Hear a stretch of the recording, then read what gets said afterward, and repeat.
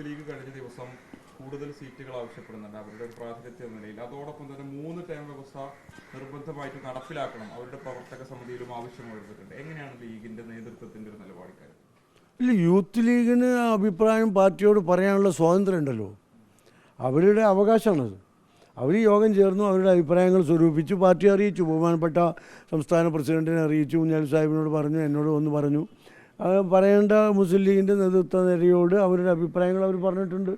ഞങ്ങൾ തീരുമാനങ്ങൾ എടുക്കുമ്പോൾ അതുകൂടി പരിശോധിക്കും.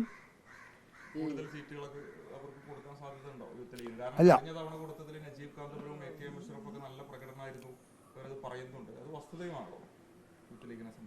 അത് യുവാക്കൾക്കും പുതുമുഖങ്ങൾക്കും പ്രാതിനിധ്യം നന്നായി നൽകും എന്ന് തന്നെയാണല്ലോ പാർട്ടി നിങ്ങളോട് പറഞ്ഞിട്ടുണ്ടല്ലോ. ബഹുമാനപ്പെട്ട തങ്ങൾ തന്നെ നിങ്ങളോട് പറഞ്ഞിട്ടുണ്ട്.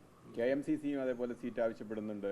KMCCയും കാര്യം അങ്ങനെ പരിഗണനയിലുള്ളതാണ്. അല്ല, എല്ലാ പോഷക സംഘടനകളും ആവശ്യപ്പെടുന്നുണ്ട്. KMCC മാത്രമല്ല, എല്ലാ പോഷക സംഘടനകളും അവരുടെ അഭിപ്രായങ്ങൾ പറയുന്നുണ്ട്.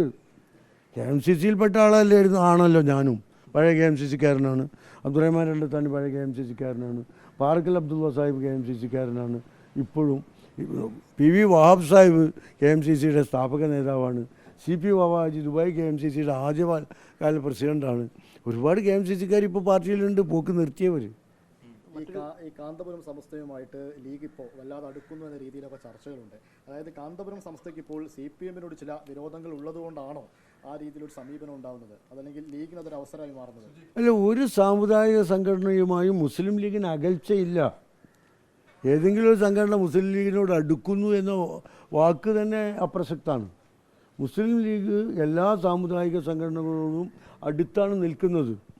സമുദായത്തിൻ്റെ പൊതുകാര്യങ്ങളിൽ എല്ലാ സാമുദായിക സംഘടനകളുമായി മുസ്ലിം ലീഗ് യോജിക്കുന്നു.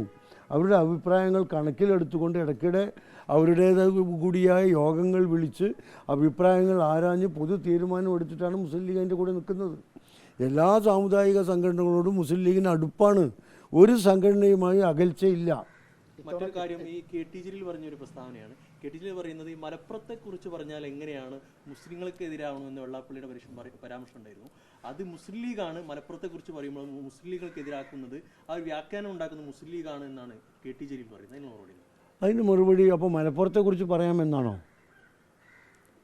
മലപ്പുറത്തെക്കുറിച്ച് എന്തും പറയാം എന്നാണോ ബഹുമാനപ്പെട്ട മുൻ മന്ത്രി ഉദ്ദേശിക്കുന്നത്? എനിക്കറിഞ്ഞൂടെ. അദ്ദേഹം മലപ്പുറത്തുകാരനല്ലേ. മലപ്പുറത്തുകാർ തെറ്റ് ചെയ്യുന്നവരാണ്, കുറ്റവാളികളാണ് എന്ന് പറഞ്ഞാൽ അതിൽ അദ്ദേഹം പെടൂലേ? അല്ലെങ്കിൽ പറയുന്ന ആൾ പറയണം KT ജലീൽ ഒഴികെയുള്ള മലപ്പുറത്തുകാർ. അങ്ങനെ പറഞ്ഞിട്ടില്ല, പറഞ്ഞാൽ ഞാൻ കിട്ടില്ല. അല്ല, ഞങ്ങൾ ജില്ലാടിസ്ഥാനത്തിലല്ല മത്സരിക്കുന്നത്, സംസ്ഥാന അടിസ്ഥാനത്തിലാണ്. സംസ്ഥാനത്ത് വനിതകളുണ്ടാവും. പിന്നെ കഴിഞ്ഞ തവണ ഉണ്ടായിട്ടുണ്ടല്ലോ. വനിത പുതിയ കാര്യമൊന്നുമല്ല ലീഗിന്. 96 ലീഗിന് വനിതാ സ്ഥാനാർത്ഥി ഉണ്ടായിട്ട് അല്ല, മത്സരിപ്പിക്കാനല്ലേ ലീഗിന് പറ്റൂ. വിജയിപ്പിക്കേണ്ട വോട്ടർമാരല്ലേ. ഈ ഏറനാട്ടിൽ ഒരു മാറ്റം ഉണ്ടാവോ? അവിടെ പിന്നെ PK ബഷീറിനെ മറ്റൊരിടത്തേക്ക് മാറ്റി ഒരു വനിതാ സ്ഥാനാർത്ഥിയെ കൊണ്ടുവരാനൊക്കെ സാധ്യതയുണ്ടോ?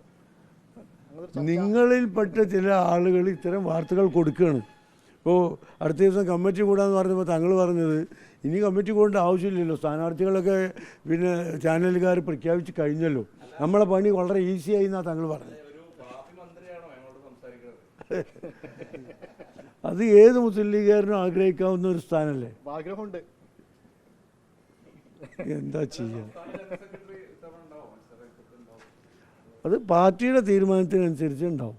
നേരത്തെയൊക്കെ മത്സരിക്കാത്ത, ഇപ്പോൾ 3 ടേം വ്യവസ്ഥയൊക്കെ ഉണ്ട്, നേരത്തെ മത്സരിക്കാത്ത ആളാണ്. ആ രീതിയിലൊക്കെ ഒരു അല്ല, മത്സരിക്കാത്തൊരു ധാരാളം പേര് ലീഗിലില്ലേ. അത് പാർട്ടി കൂടിയിട്ട് ഒരു തീരുമാനം എടുക്കുമ്പോൾ മത്സരിക്കണം എന്നാണ് തീരുമാനമെങ്കിൽ നോക്കാം, മത്സരിക്കേണ്ട എന്നാണ് തീരുമാനമെങ്കിൽ നമുക്ക് വീണ്ടും കാണാം.